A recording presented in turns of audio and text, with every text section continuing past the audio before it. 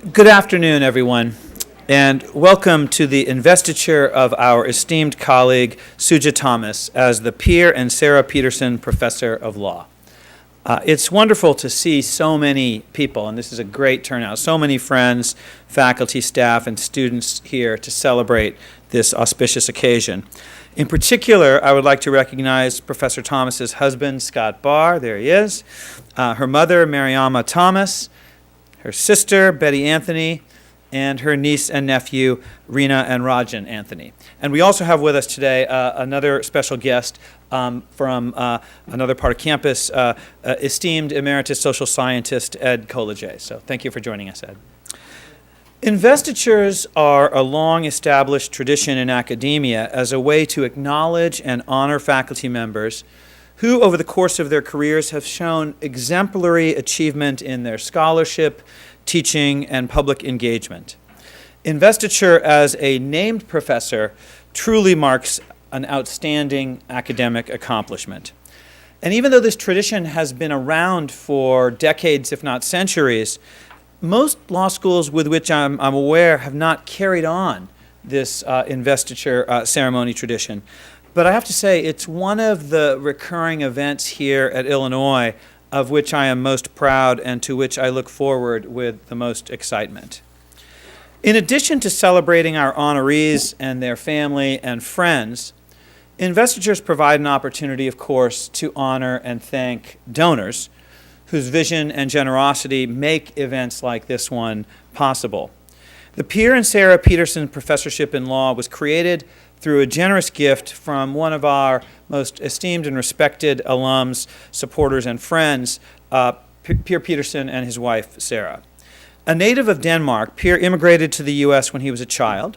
He served in the U.S. Navy during World War II before earning his Bachelor of Science degree from the U of I in 1947 and his LLB, that's what we used to call the law degree, the basic law degree here, from the College of Law a year later in 48. And back then, things were more flexible as to when you could start your law program and how long it took. In 1957, Pierre founded the Chicago law firm now known as Pedersen and Haupt, practicing in the areas of corporate finance, tax, securities, and real estate law.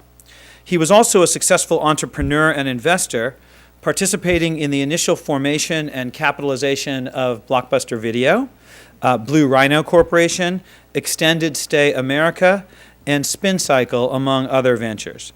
During his distinguished career in both law and business, he served on the boards of Aon, Extended Stay America, Spraying Systems Company, Temple Steel Company, and the Tennis Corporation of America.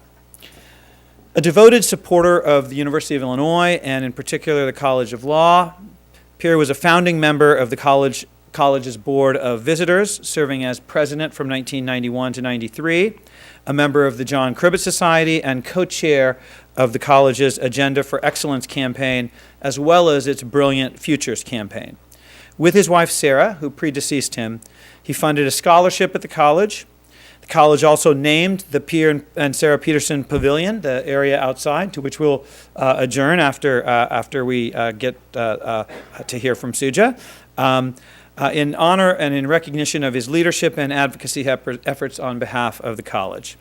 He also received the William E. Winter Award for Outstanding Advocate Leadership from the University of Illinois Foundation, a Loyalty Award from the U of I Alumni Association, and a Distinguished Alumnus of the Year Award from the College of Law. His numerous charitable endeavors included a 40-year association with the Boys and Girls Club of Chicago, including service as president of the Robert R. McCormick Unit in Chicago's Uptown neighborhood. He also was on the boards of the Children's Memorial Hospital, the Lyric Opera, and the Rehabilitation Institute of Chicago. We are deeply and forever grateful to Pierre and Sarah Pedersen for the legacy they bestowed upon the College of Law. Today we are joined by another distinguished campus leader, Dr. Paul Ellinger, Associate Chancellor and Vice Provost for Budget and Resource Planning. As a Vice Provost, he provides strategic budget planning and allocation advice to the Chancellor and the Provost, guidance to the university more generally in areas related to budget, finance, planning, and resource allocation, and leadership to the management of the campus budget office. To boil it down and to underscore his centrality, Dr. Ellinger serves essentially as the campus's chief financial officer. He has been on the U of I faculty since 1995, specializing in finance and accountancy in the College of Aces. And prior to joining the office of the provost, he was head of the Department of Agriculture and Consumer Economics. So please join me in welcoming Dr. Ellinger.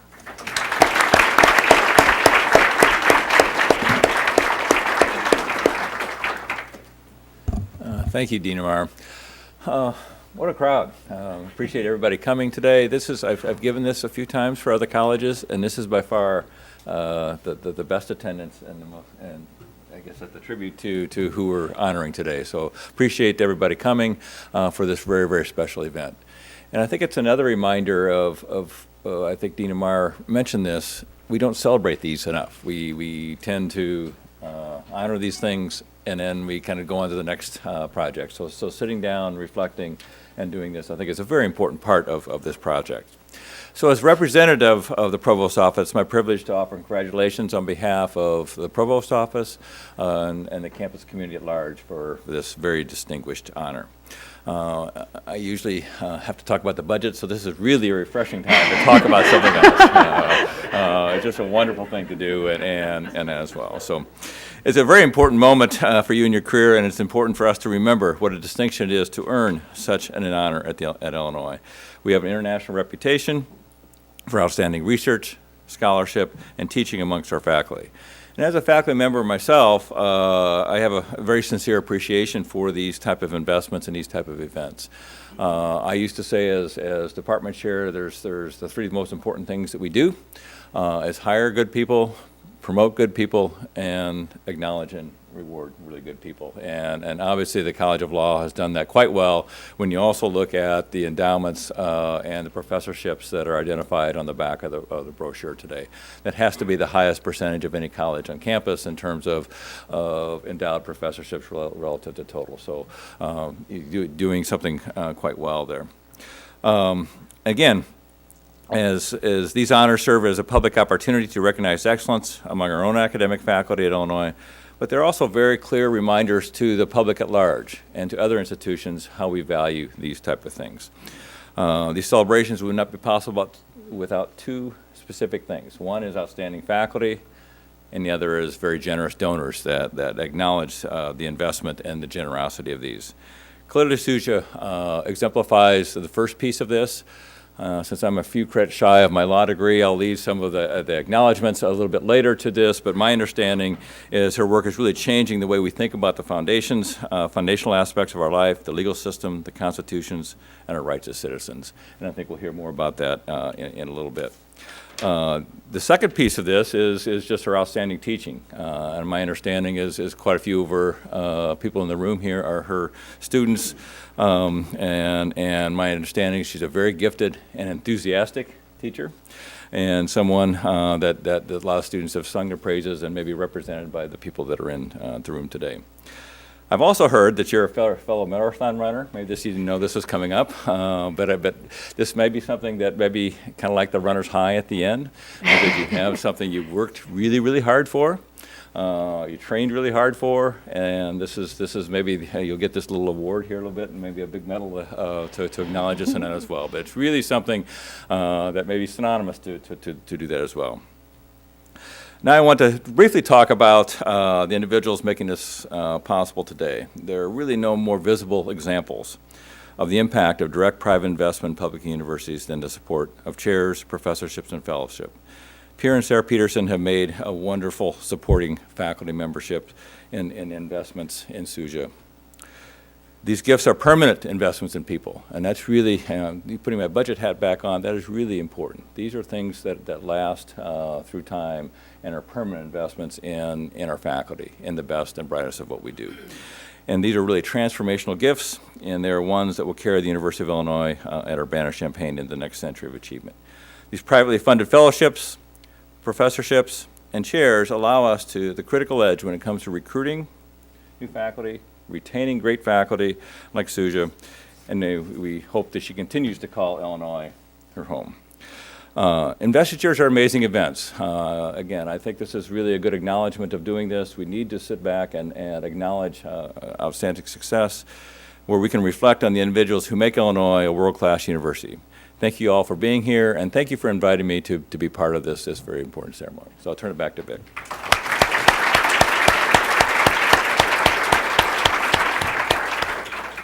Thank you so much, Paul. We are indeed delighted to have you with us. All right, now to the real matter at hand. After graduating from Northwestern, where she majored in math, Suja Thomas attended the New York University School of Law, where she graduated with honors and served as an articles editor on the NYU Law Review.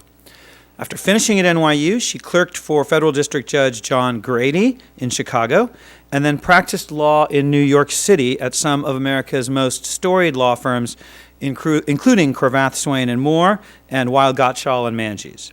While in practice, she represented corporations, employees, and athletes, including an Olympic gold medalist in a doping case. Thereafter, she joined the faculty at the University of Cincinnati College of Law in 2000, was a visiting professor at Vanderbilt Law School in the spring of 2008, and joined the faculty here at the University of Illinois College of Law in the fall of 2008. Professor Thomas has spoken and written widely and deeply about infringements on the jury's authority, civil procedure generally, courts' decision-making processes, and employment discrimination law. Her research has received national acclaim not just in scholarly circles, but in the popular press, including the New York Times and Wall Street Journal, as well as in courts, Congress, and among legal practitioners. Her books include The Missing American Jury, Restoring the Fundamental Constitutional Role of the Criminal, Civil, and Grand Juries, published by Cambridge University Press in 2016, and Unequal, How America's Courts Undermine Discrimination Law, published last year by Oxford University Press, co-authored with Sandra Sperino. That latter book was cited in the New York Times Magazine issue about sexual harassment in light of what we are all talking about and dealing with as a society today. Moving from books to law review articles, one of her most seminal articles published in the Virginia Law Review, entitled "Why Summary Judgment is Unconstitutional," has been the basis of several arguments in federal courts that litigants have made, citing and really cannibalizing her work. Suja commands high respect by her peers in the academy. One colleague said, quote, "Professor Thomas is one of a small group of scholars of legal history who have had an immediate influence on the courts and other scholars and have made them rethink their assumptions about the current system." Another added, quote, "I have watched with admiration the maturation of Professor Thomas's scholarly voice, a voice now listened to seriously by fellow academics, by practitioners, and most importantly, by federal judges." Another observed, quote, "Not surprisingly, Professor Thomas's articles unleashed an important debate around the civil jury. With these articles, the ensuing debate, and her responses to her critics, Professor Thomas has made a significant impact on the field and established herself as a leading scholar on the civil jury." Yet another law professor at a top school praised Professor Thomas's work by saying, quote, "Her historical research has inspired lawyers, other scholars, and judges to question the legality of previously unquestioned procedures, including summary judgment and motions to dismiss. In addition to being cited in hundreds of other articles, her work has been used in many briefs, including certiorari petitions to the Supreme Court, as well as in opinions issued by state and federal judges." I could go on, but I want to make sure we leave some time for Suja to talk herself. But before we do that, we must mention a bit about Suja's wonderful work in the classroom. Her students say she's, quote, "a terrific professor who is very organized and who encourages class participation and is extremely committed to helping students during office hours." One student said, quote, "Her class was of exceptional quality. She created an atmosphere that was relaxed and inviting, yet still professional." Another called her, quote, the best professor I've ever had in college or law school. Still another said she is, quote, a wonderful professor whose ability to explain and teach are exemplary. And I looked at a lot of comments and quotes, and I have to say one of the most recurring themes among classroom reactions was her kindness and thoughtfulness in dealing with students. And it's easier for us to get caught up in how smart and impactful and influential we all are. And we don't celebrate that kindness enough, and I'm glad we're able to do so today. An accomplished scholar and beloved teacher, Suja, it is truly my privilege today to recognize your many achievements and confer upon you this well-deserved honor. So if you'd stand, I will give you this medallion, which marks your investiture as the Peter and Sarah Pedersen Professor of Law. Thank you.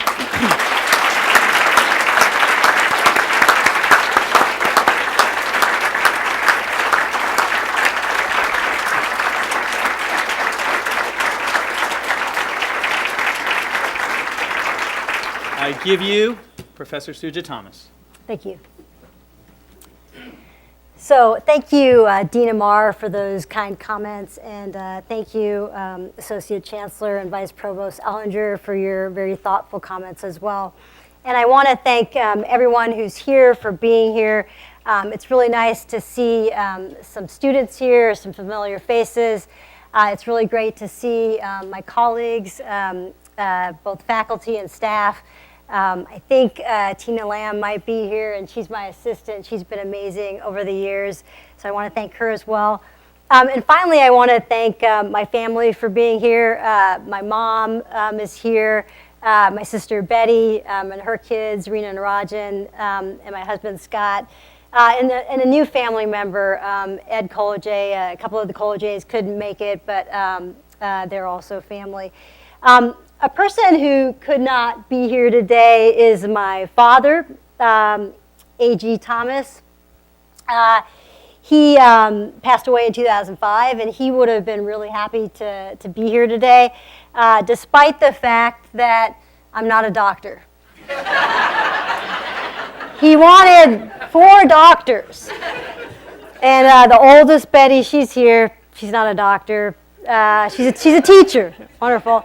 Our second, Sheila, she couldn't make it. She's a scientist. She's not a doctor. She tried to actually argue last night to me that a PhD is a doctor, but it doesn't count for my dad. Yeah, I made that argument. And then, of course, I'm not a doctor, but some of you don't know, I actually have a twin, and she's a doctor. So the dream of my father was reached when my sister was born, the last of all of us. Anyway, to be serious for a second, he would have loved to have been here, and I'm sorry that he can't be here today.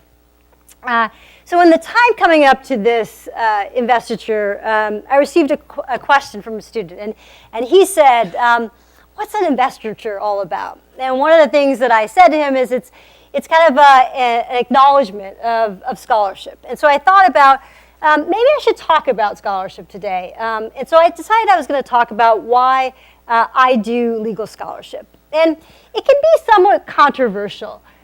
So Chief Justice Roberts said this. He said, pick up a copy of any law review that you see, and the first article is likely to be, the influence of Immanuel Kant on evidentiary approaches in 18th century Bulgaria, or something, which I'm sure was of great interest to the academic that wrote it, but isn't of much help to the bar. And so I think people do legal scholarship for lots of different reasons. And today, I think I'm going to give you some sense of why I've done some of my legal scholarship. So it starts with a question. And so I worked at a law firm called Vladeck, Waldman, Elias, and Engelhard in the 90s. And I worked with this woman who's in the middle. Her name is Judith Vladeck. And she passed away some years ago.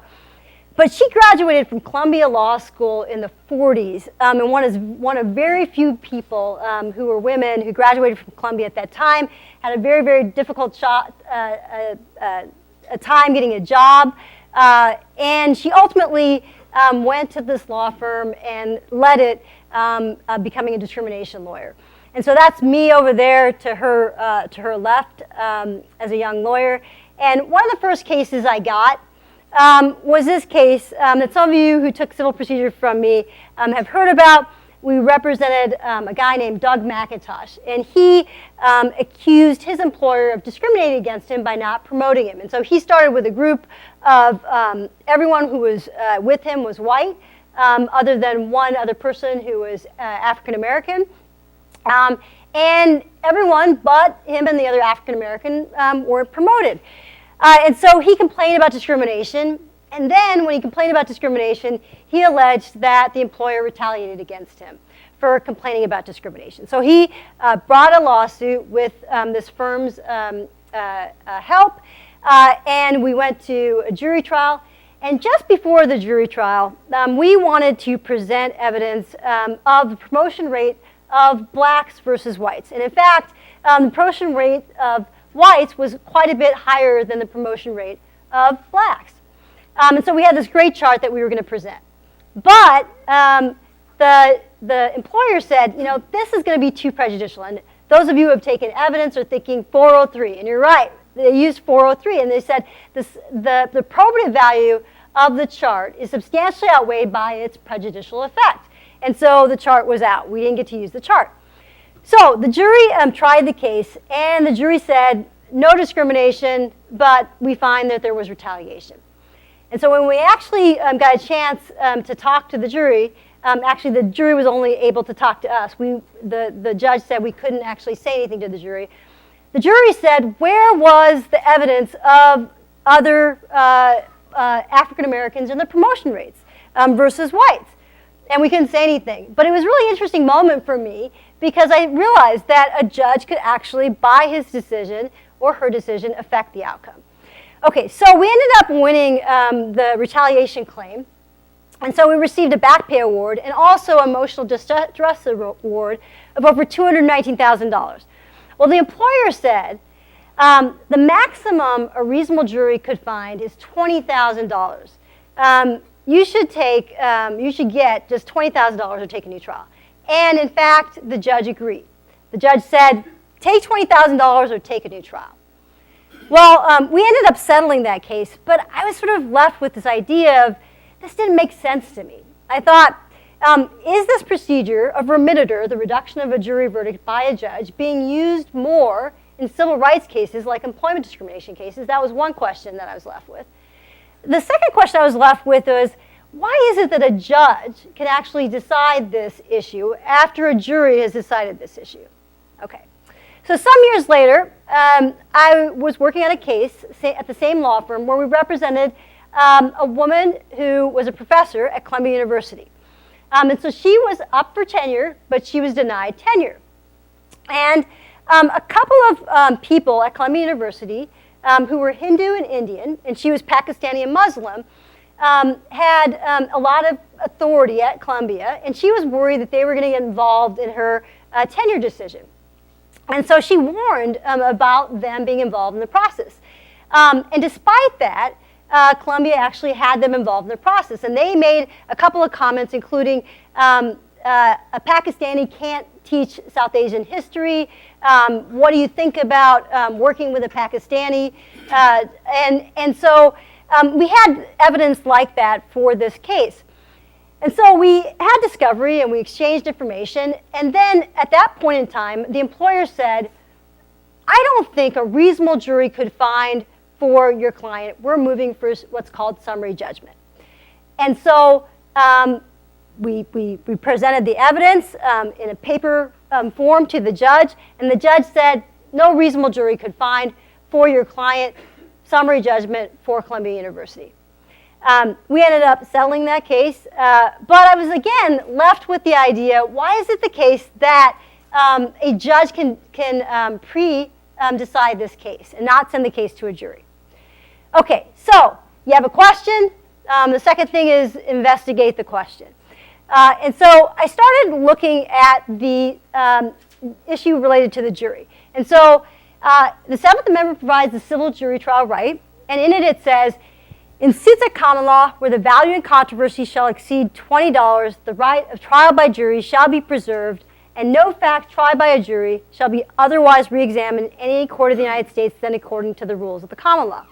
So the United States jury was based on the English jury, and the Supreme Court of the United States has recognized that and said, when we're looking at the jury trial right, we should look at the English jury in the late 18th century. And then we should also look at the English jury and the procedures that courts used when we're looking at what type of procedures should be used by courts now. And so if you look at this, you'll see, and I wrote about this in my first article, you'll see that no procedure like remittiture ever existed. Judges couldn't say, okay, this is what I think the jury should have found, take a new trial if you don't think so. What a judge could do is a judge could actually order a new trial if the judge thought the evidence didn't support the verdict and thought the verdict was excessive. But a judge actually never did that in a case which involved uncertain damages, which is a case like what this emotional distress damages award was. The second thing, so I wrote about that in this article. The second thing I looked at is I looked at 10 years of remitted cases in the federal courts, and I found that in employment discrimination cases, you see remittiture being used a lot in these types of cases. Okay, so that was my first article. Some years later, I again looked at this procedure, summary judgment, and saw that again, no procedure like it existed in our historical jury tradition of England. And again concluded that it was unconstitutional. So along the way, when I worked on scholarship, I've had lots of help. And so a person who helped me on that project was Todd Thompson, who was at the University of Cincinnati College of Law. So when I was thinking about the civil jury, I started thinking about the criminal jury. And I started thinking about, okay, is it the case that the criminal jury also does not hold a lot of authority? And so I thought about the Apprendi, Booker, Blakely line of cases, and some of you have studied these cases, and I thought, well, the jury has some authority, significant authority in those line of cases, but I started thinking about plea bargaining. And plea bargaining, some of you may know, occurs in lots of cases, over 95% of our cases. And it often occurs when a prosecutor says to a criminal defendant, plead guilty and receive this sentence, or if you don't plead guilty and you take a jury trial and you're convicted, you're going to receive a much greater sentence. So an example of that was the Brian Banks case. In the Brian Banks case, he was accused of rape, and he didn't have a record. And the prosecutor said to him, take 5 to 6 years in prison if you plead guilty, or you're going to be receiving 41 years to life if you actually are convicted before a jury. So he pled guilty. Ultimately, though, he was found innocent. And in fact, what we find is where there are findings of innocence, about 15% of the time people actually plead guilty. And all of this is occurring despite the fact in England in the late 18th century we had no procedure like plea bargaining as it exists in the United States today. And despite that, though, the United States Supreme Court has said that plea bargaining is an important part of our criminal justice system, and it said that in the Borden Kircher case, among other cases. All right, so in looking at these issues, what I've thought about is the fact that you have the jury deciding very few cases. Civil juries decide less than 1% of civil cases, less than 4% of criminal cases. At the same time, authority is shifting to other parts of government. In the situation of summary judgment, you have authority shifting to judges.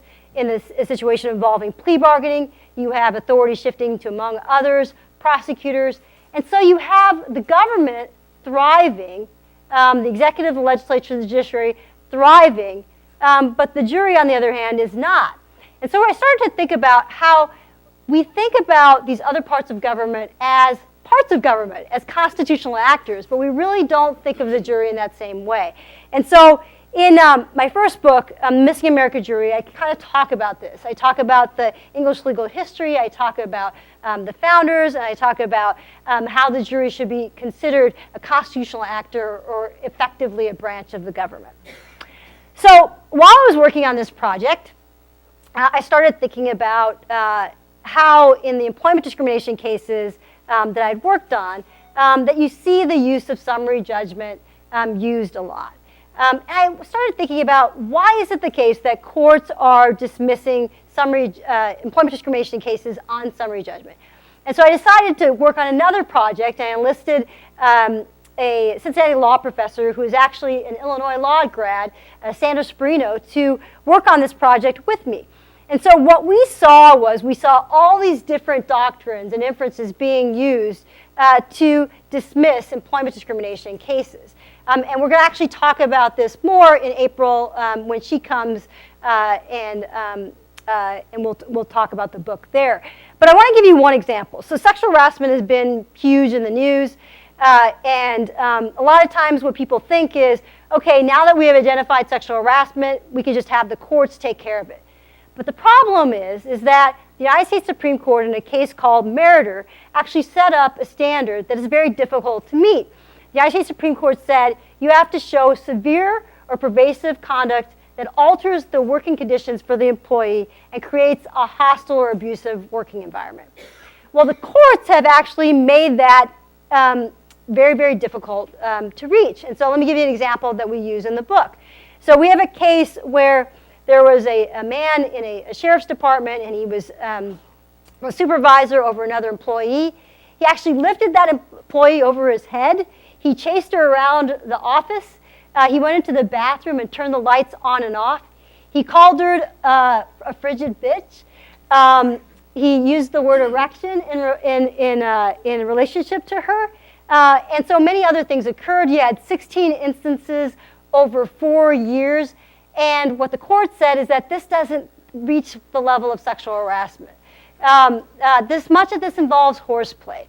And so what we talk about in the book is that we have all these different concepts working against employment discrimination cases. And so this is the book that we wrote last year. So far then what I've talked about is I've said we have questions, and then you investigate the question. And then for me, what's next is how do you actually make change? One of my primary audiences is the courts. And so almost every article that I've ever written, I send to the courts. Now, I don't know if they read them, but I definitely send them out to the courts. And one of the big efforts that I've made is I want to reach people that I think can actually affect change. And so some years ago, I started thinking about it, and I thought, Justice Scalia, which some of you may not know this, Justice Scalia was a really big fan of the jury. Justice Scalia used history to support the jury having a significant authority. So I thought, if I could just meet Justice Scalia, maybe I would have a chance. And so I knew that Jeff Sutton, who's on the Sixth Circuit, had clerked for Justice Scalia, and so I knew him. And so I reached out to him, and we had a conference that we had at Ohio State, which is where Judge Sutton went to school, and we co-sponsored it with Illinois. And he introduced me to Justice Scalia, and Justice Scalia said, send me your article. And I did. I sent him my article. And I have something on my wall from Justice Scalia, and he said something to this effect. He said, your article is persuasive. I wouldn't doubt it if we got it wrong, but I'm not sure what we can do about it. And so I was a little disappointed. That wasn't really what I really wanted the result to be. But I still have some hope. And one of the reasons I have hope is that I sometimes hear things like this. A student of mine from some years ago, before I was at Illinois, said to me, after he'd clerked for a judge, he said this to me, and I put this on my computer to remind me of this. He said, while judge still grants summary judgment, we've denied as many defended summary judgment motions as we've granted this year, and I've heard in the past he's more willing to pull the trigger. I think you've made some influence, whether subtle or not. And so that keeps me driving ahead. One of the more traditional ways to try to influence the courts is through amicus briefs. And so a number of my colleagues have done amicus briefs over the years. I did my first amicus brief last year. An employment discrimination lawyer approached me and asked me to do an amicus brief on why summary judgment is unconstitutional. I had a lot of work to do at that time, and I said, I don't have time for this. And she said, just ask some students. And so that's what I did. I approached my employment discrimination class, and I was amazed that 5 students volunteered to work on their project the week after finals and the week before they were going to actually start their jobs. And so Janai, Michael, Trevor Sierra, Colin Stitch, and Jonathan Kim from the class that's graduating this year, and then Diego Martinez-Krippner from last year's class worked on this brief with a partner that I worked with at Cravath, Paul Saunders, and that was just a really great effort on the part of this team. So in addition to courts, I try to influence Congress. And so a number of my colleagues have testified live in front of congressional committees. I've submitted written testimony on the issue of Americans' access to the courts. Other ways to try to influence Congress are through organizations, and I work with the NAACP Legal Defense Fund, and I work with the National Women's Law Center to work on some of the issues that I've talked about today. One way that a lot of people don't think about in terms of trying to influence with our legal scholarships through the public. And so Brad Williams, who's graduating this year, helped me put together this website. And so that's a portal by which I can try to reach the public. Another way that's a little bit it's kind of traditional, is through op-eds. Some years ago, I started working on op-eds, and they're just a great way to reach out to the public. And the first one involved the SEC.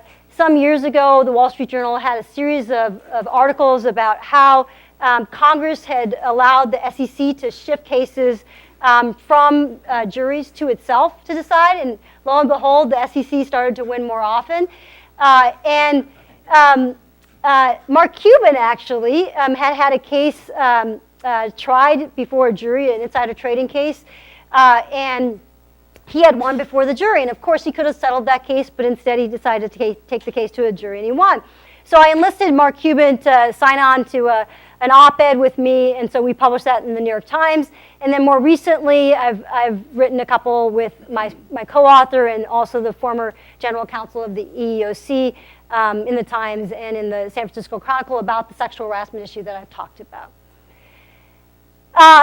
There's also this bigger public, and what I've learned from you young people is that you like videos, and so I worked with TED to come up with a video, an animated video, and so they have this process that you can apply to TED, and you work with them to do a script, and actually then work with their animators to do a video, and so I put together this video with TED, and so right now 300,000 people are more knowledgeable about the jury than in the past.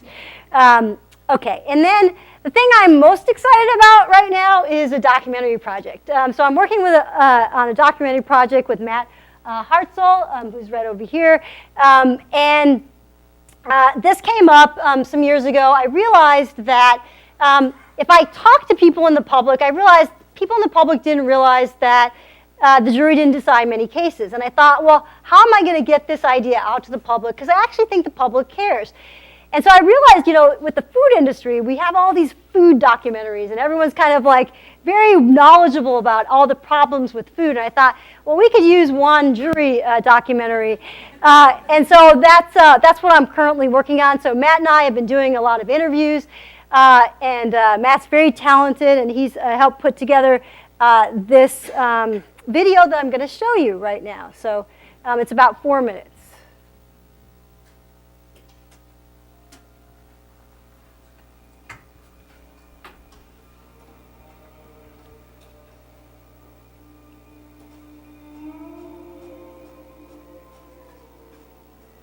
It wasn't supposed to be like this. They didn't imagine it this way. and it's gotten worse. Over the past few decades, the number of jury trials in America has fallen to an almost vanishing point. That means that criminal convictions get backroom deals rather than seeing the light of day. That means that judges make employment discrimination cases disappear.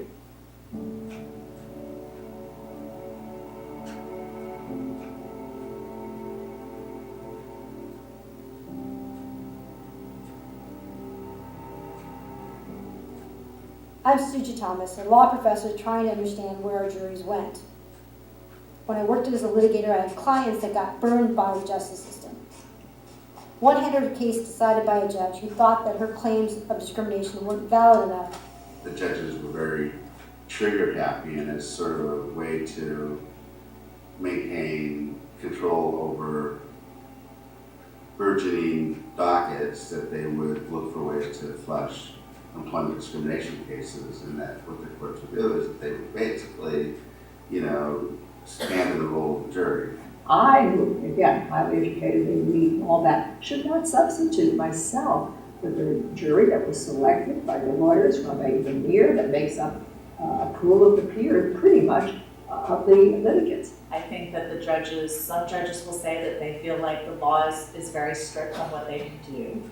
But ultimately what's happening is that the judges are making factual and credibility determinations that are supposed to be made by a jury. On the criminal side, so few cases make it in front of a jury. Instead, guilty pleas are taken in backroom deals with little oversight. The result?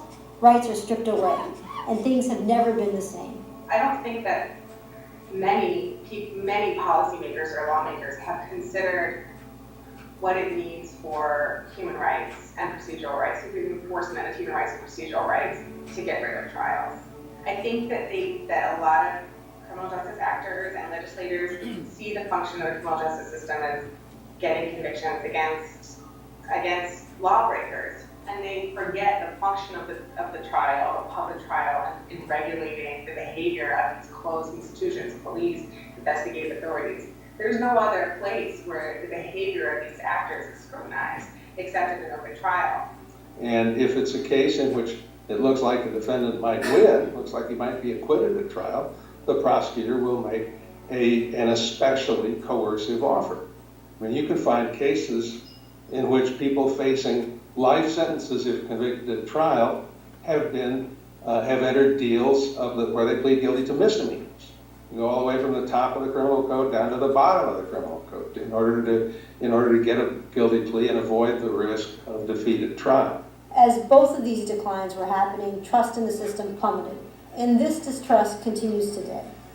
That's how my former client feels.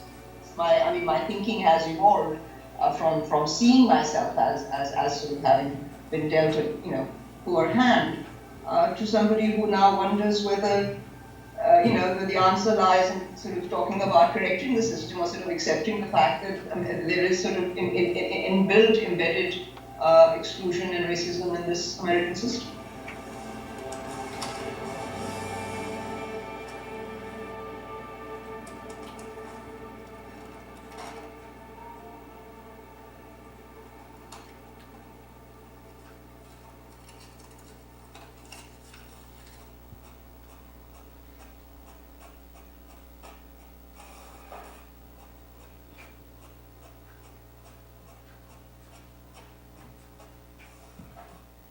Okay, so hopefully we'll have a documentary in the next couple of years. I want to end by just saying that as a law professor, you really just have the delight of being able to, if you have questions, that you keep being able to investigate them. And so I have the opportunity now to work on a few different projects, and I'm just going to talk about a few of them right now. So I'm working with Colin Stitch on a project relating to juveniles and juries. And so I watched a documentary some years ago where a judge basically was receiving payoffs to send juveniles to detention centers. And so we're working on whether or not juveniles should have jury trials. I'm working with Trevor Sierra on a project involving police and bench trials. Sometimes police take bench trials, and where they have from 2005 to 2000. 17, they're always acquitted, and I'm looking at the issue as to whether or not police or anyone else should be able to take bench trials. And finally, I'm working with Ashley Kennedy. I don't know if she's here today, but a lot of people know her as Superwoman because she actually had a baby and then took finals. And she's also working on this project with me. Some years ago, I noticed that blonde and blue were used a lot in the New York Times as proxies for beauty. And I was actually surprised by that, given the liberals' kind of bent of the New York Times. And Ashley has a PhD, and she's working with me on this project to look at this. So I hope all of you have gotten some sense of why I do legal scholarship. As I said, everyone, all my colleagues do legal scholarship for different reasons. But I thought I'd give you an opportunity to just hear a little bit about why I do what I do. Thanks for your attention. I appreciate it.